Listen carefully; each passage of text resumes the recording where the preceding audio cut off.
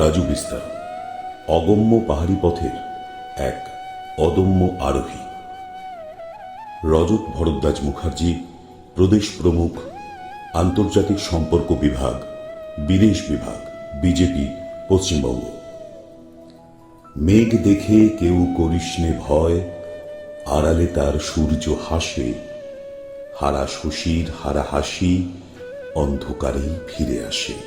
দায়বদ্ধতা, কর্তব্যপরায়ণতা, নিষ্ঠা, মানবতা, মানবিকতা যদি মানুষের চারিত্রিক বৈশিষ্ট্যের মানদণ্ড হয়ে থাকে, সে বিচারে দার্জিলিং সংসদীয় কেন্দ্রের বিজেপি সাংসদ রাজু বিস্তার অবস্থান হবে একেবারে উপরের সারিতে।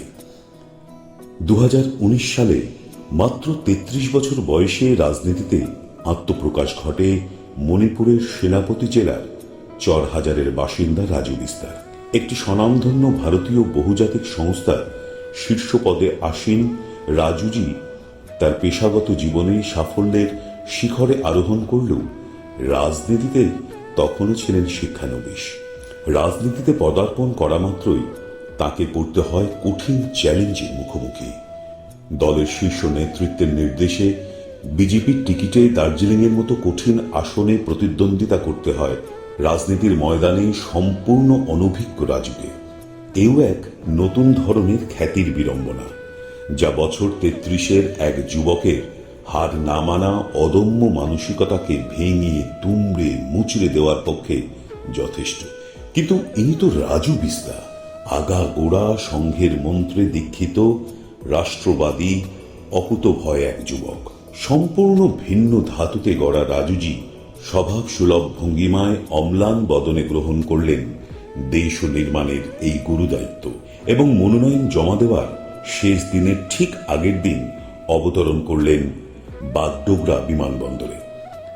জমা হল মনোনয়ন, অংশগ্রহণ করলেন নির্বাচনে।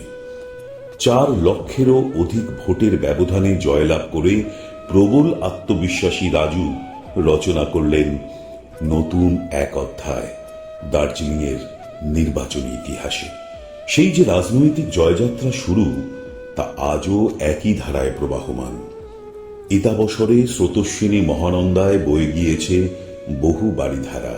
সুবক্তা রাজু অর্জন করেছেন জাতীয় মুখপাত্র, ভারতীয় জনতা যুব মোর্চার সর্বভারতীয় সাধারণ সম্পাদকের মতো গুরুত্বপূর্ণ একাধিক দায়িত্বভার।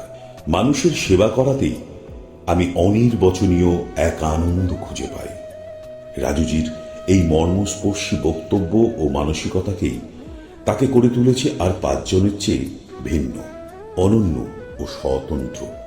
সাংসদ সুলভ কোনো অহংবত্য দূরস্থান, বরঞ্চ তিনি অনায়াসে মিশে যেতে পারেন সাধারণের ভিড়ে। তাই তো এলাকার মানুষ ভালোবেসে তাকে ডাকেন আম আদমি সাংসদ রাজু ভাইয়া নামে।